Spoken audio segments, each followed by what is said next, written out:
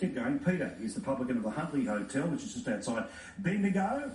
Mate, what was it like when you were told, Friday, that's it, it's all gone, shut up shop? How much, in terms of produce, did you have to turf that you would have used this weekend?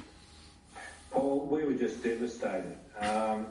It was Friday, we were gearing up for a big weekend, we had all our deliveries Friday morning, big weekend, and we just had to throw half of it out. We've had to throw half of it out. We've had to pay all our staff who haven't worked because they need to be paid.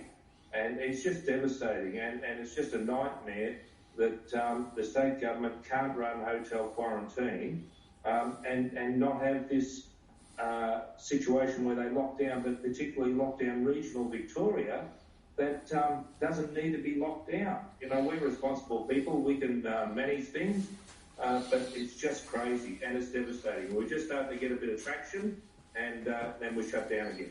What would you say, if you could, to the Premier? Is manage hotel quarantine properly, don't have people going to work and then going home and spreading the virus in their home. If you're going to lock down people in hotel quarantine, then you lock down the workers as well for 2 weeks, then you let them all out and you start again. That's simple, you know, it's just simple logic.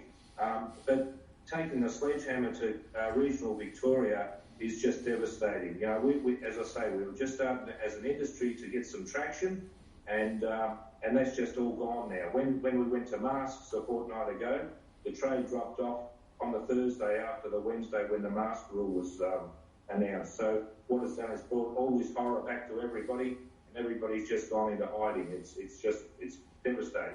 All right, other side of Bendigo. Thank you, mate. Appreciate the conversation, Thanks, Peter. We've got Ray, who's running the Hotel Shamrock, which is also in Bendigo. Ray, look, I don't know if you want to put a figure on it, but what's this week cost you? Yes, Paul, it's been absolutely devastating for us as well. What's it cost us? Well, number one, what it's cost our poor staff, $30,000 in wages just been blown down the drain. Those poor young people, and you know, they're working hard and they're saving for houses and cars and whatever, so their lives have been crunched as well. What's it cost us? Well, it costs us $30,000 a week to just open our doors, with our rent and our utilities and rates and insurances and whatever. So we're blowing $30,000. And this just goes on to the back of what we were losing before. We lost over $500,000 in the last 12 months with this COVID stuff. And look, the sentiment is the same right through our whole industry. All our hoteliers were just absolutely peeved off with what's going on. We thought we could trust the government. We believe that they finally got it right with their quarantine and their contact tracing. We're absolutely bitterly disappointed. We had a meeting 2 weeks ago with our staff and I said, I think we're on the right track, folks, but just be ready, just beware. The moment something goes wrong, they'll shut us down. And that's exactly what they did. And that just hurts everybody. We're not happy at all. We want some compensation for this, by the way. I don't know what they can give us. They've given us bits and pieces, not enough to survive. I think an easy way to do it would be, and it's quite measurable, is all our costs. They're all fixed. Don't worry about the profit. Look at the costs. And we know what our rates are. We know what our insurance is.